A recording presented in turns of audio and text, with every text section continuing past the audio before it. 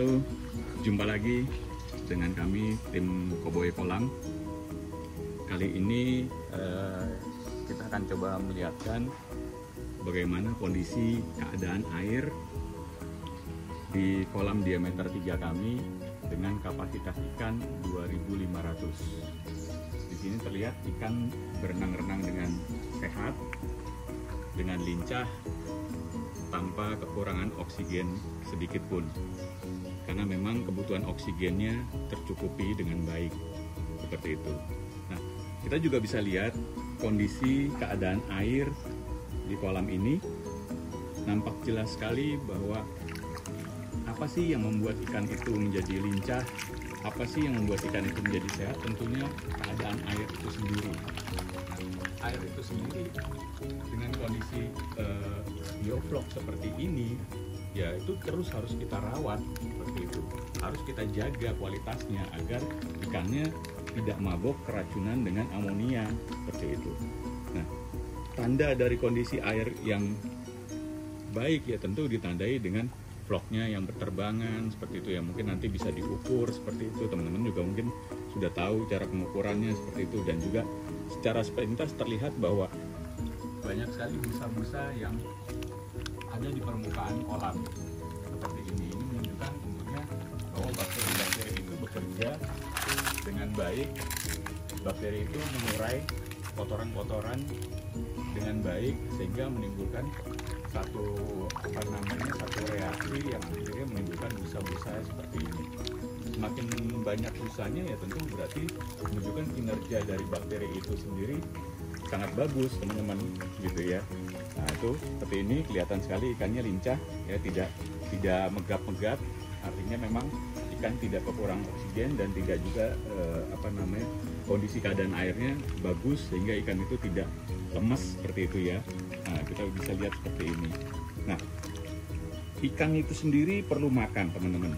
Kayak begini ikan ya perlu makan ya, seperti ini. Seperti ini, teman-teman. Ikannya makan dengan lahap, makan dengan baik begitu ya. Dikasih dengan rata seperti ini. Nah, ini rata ikannya. Nah, ini akan mempercepat pembesaran ikan karena ikannya makan cukup banyak daripada ya cukup banyak. Dan ini ukuran kolamnya tadi seperti yang saya bilang, ini adalah diameter 3 dengan isi 2.500 ikan seperti itu. Nah, ini dengan kondisi seperti ini ikannya juga makan dengan bagus. Nah, ini akan mempercepat pembesaran ikan itu sendiri karena makannya cukup lahap dan airnya terjaga.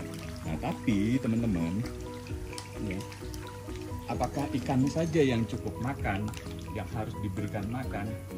Kalau menurut saya sih tentu tidak hanya ikan yang harus diberikan makan, tapi probiotik atau vlog-vlog yang ada di sini juga perlu diberikan makan. Kenapa? Karena dia yang bekerja mengurai daripada kotoran-kotoran dari ikan itu sendiri maupun sisa-sisa dari makanan itu sendiri, sehingga tidak menimbulkan racun bagi ikan itu sendiri. Makanya itu juga kita harus beri makan. Probiotiknya itu juga harus kita perbanyak ya, kita berikan makan, ibaratnya seperti itu yang menunjang ikan itu tetap dalam kondisi sehat. Nah, bagaimana memberikan makan pada probiotik itu sendiri? Ya tentu ada caranya ya teman-teman ya. Nah, itu nanti kita akan coba kupas lagi seperti itu. Kita akan berikan makanan pada probiotiknya supaya dia lebih banyak untuk pertumbuhannya lebih bagus, sehingga ikan pun akan menjadi jauh lebih sehat karena kinerja dari probiotiknya juga bagus seperti itu.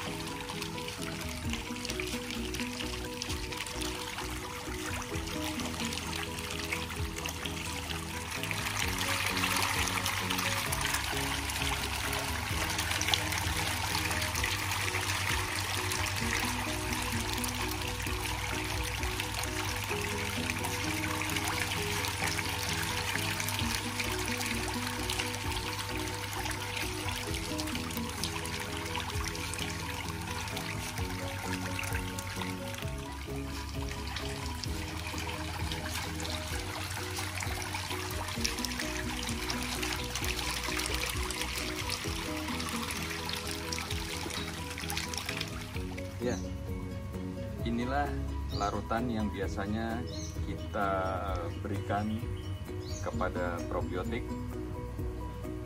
Larutan ini ya sebagai sumber makanan probiotiknya agar dia tetap hidup dan bekerja dengan baik. Apa ini larutan ini? Larutan ini adalah larutan molase dan air gula, teman-teman. Ya.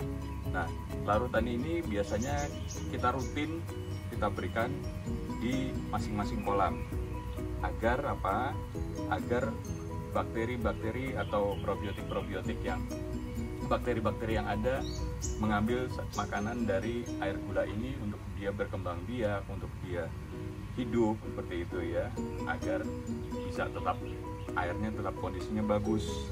Karena apa? Dia cukup juga mendapat makanan. Itulah yang kenapa kita bilang perlu memberikan makan kepada probiotik, karena itu juga harus rutin diberikan.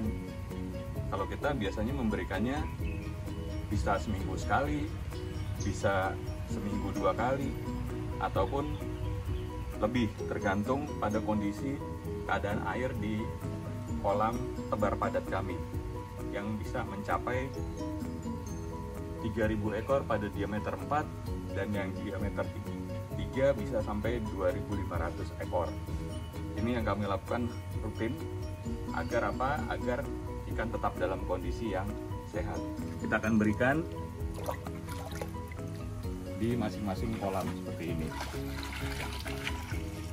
Ini sudah cukup diberikan satu takar seperti ini untuk satu kolam, karena itu juga sudah cukup sebagai sumber makanan daripada probiotik itu sendiri.